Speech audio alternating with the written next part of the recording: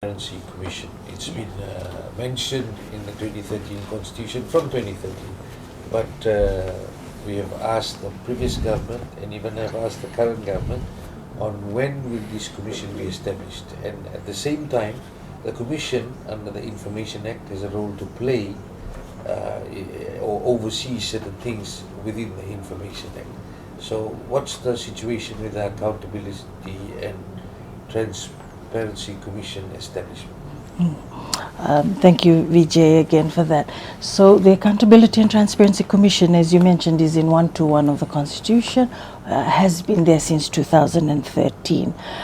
2018, we had the actual act, which has yet to be implemented. So as part of this review, when the review starts, as the Attorney General has indicated, it will also, part of the Information Act also establishes, or it talks about, this Accountability and Transparency Commission, the body that in the Constitution will be set up and to perhaps have a very key role and be set up. So once the other part of the Accountability and Transparency Commission would be to look and to enforce another piece of legislation, which would be the Code of Conduct.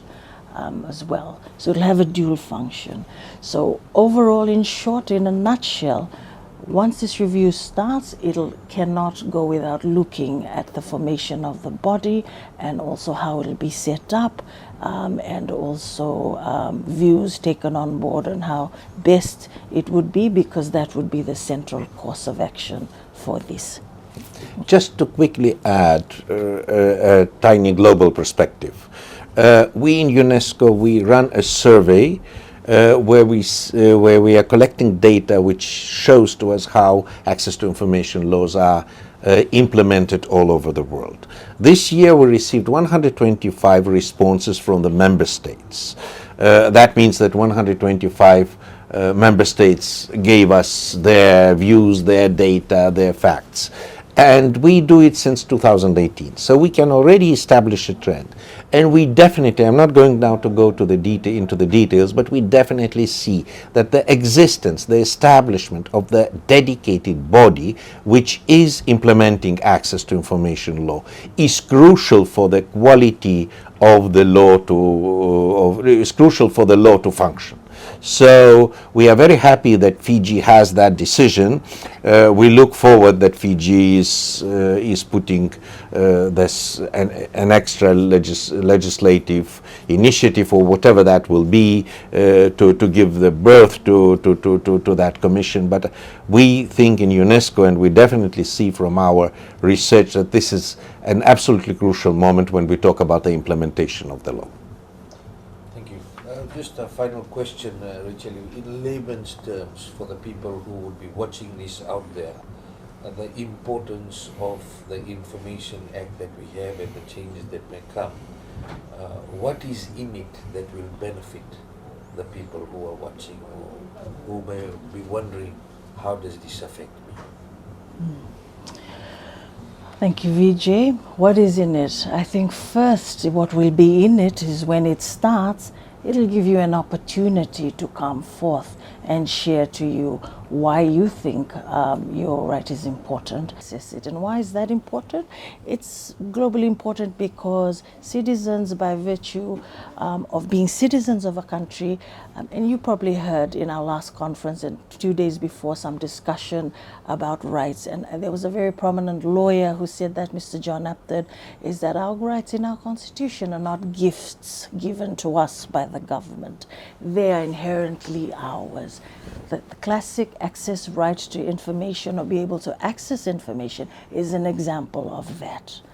It is yours. So it's to encourage perhaps practices in the past that may have not allowed this to occur. With the new affront of this new legislation, will encourage probably agencies to think differently. And it doesn't automatically mean that you have to go through your cupboards and decide what, but it could also mean some agencies also have information that's already there, but they didn't know that it's already useful to the community. Things like annual reports, things like policies. They were already there, but they're not sure perhaps whether that is of use to the citizen or not. Things like that could be the first thing to go on and be put on the website. So the Information Act does that. It changes our mindset, or encourages us to think about information in a different way, not something that we keep to ourselves or something that is select, but something that is for everyone, and encourages us to share it.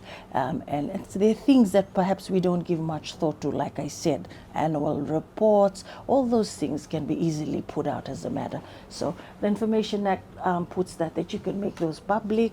It also says that if somebody asks for requests for information about school or something about a hospital or about something else or a process, or a journalist in the media wanting further information about a certain particular incident or issue, this is an opportunity to be able to use those processes that are in the Act and be able to ask for it, and then have a response or a sequence that they'll be able to follow. So generally, okay, if you think the plus side of having this is that it encourages participation, it encourages, it allows us to make us think about being accountable.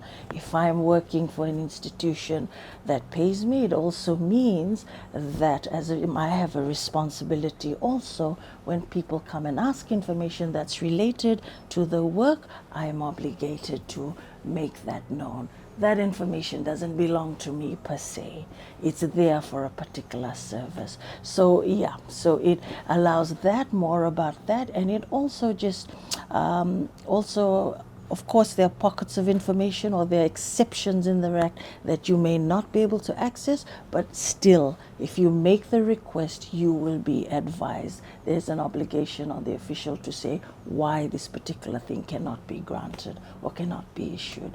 So overall, it not only just encourages transfer of information, people sharing things, but also it also encourages people, it promotes good governance, also makes more accountable, us think about things that are accountable, but also, things about practices they may not have been hidden in the past, or at least be not encouraged. It also just allows probably improvement of doing things better and transparently. So I think that's important for development. It's important for journalists. It's also important for children, in terms of education requests. It's also important for the citizen. It's also important for businesses who want to come and invest from abroad, and they need some sort of information. So all that, if you think of it in a multifaceted way, it encourages good for the economy, and also for the as we all know, information is power, and it empowers everything and allows things to be able to function effectively towards better development. I really liked the example. I think, I'm not sure now, it was one of our participants told the story. I think it was either Cook or Vanuatu, Cook Islands or Vanuatu. Both of them have the law. And he gave an example when the law was used by the communities to request information why the water meters were installed in some communities and households but not installed in the others. And actually that resolved a very big problem. First people got the information, then they also sort of re-established some sort of their quality and everything. So even in such a simple things, the law could be used to benefit the citizen.